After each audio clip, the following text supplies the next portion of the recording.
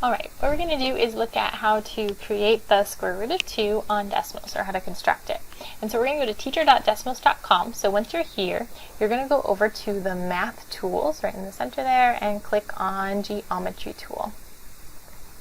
So once you're here, it just gives you a blank screen, so we have a drawing paper and we're going to work on doing this construction. So the first thing that we want to do is draw 2 points, and the distance between them is going to be our unit. So if let's see, we'll draw it right about there. Okay, so the distance between those is what we're going to call a unit. And I'm going to draw a line segment just so we can kind of see that distance. So I'm a little crooked, but that's okay. So then the next thing that I want to do is make a circle with that, that distance here, that radius. And I want that circle to be centered at the second point that I drew, so that way I know 1 unit kind of vertically. And so actually I don't want a line segment here, I'm going to actually draw a line because I'm going to want to be perpendicular to that. So then my circle here, there's a few different ways you could do it. You can click on the compass, which needs a segment and a point. So if I choose that little segment that I drew and I choose that point, you can see my circle, which has a radius of whatever that 1 unit is. And so then what I want to make now is a perpendicular to the second point, because my ultimate goal here is to make a right triangle, so I can use Pythagorean theorem.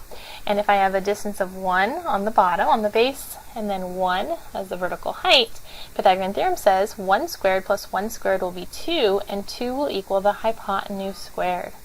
So then we'll get that the hypotenuse length will be radical 2. So let's make our perpendicular. So we go to more tools and it says perpendicular line.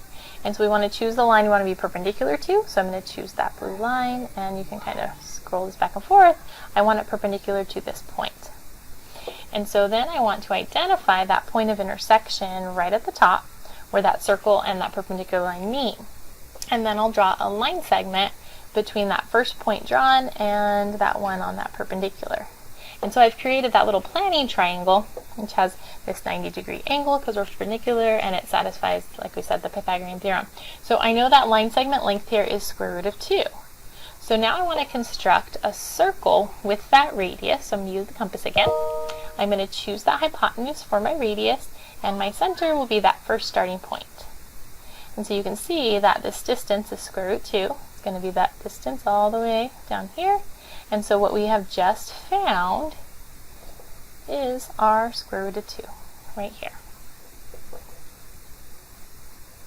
And so we can continue that on. We can draw a line segment from the very original starting point to this new square root of 2. And so we now can start forming a planning triangle that has a base of square root 2.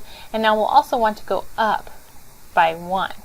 So we'll have to make another circle that has that same unit length, but it has a center right here. And so basically our goal with that is, again, to build up by 1, and so when we do that, we're going to form another right triangle, and that hypotenuse will be square root of 3.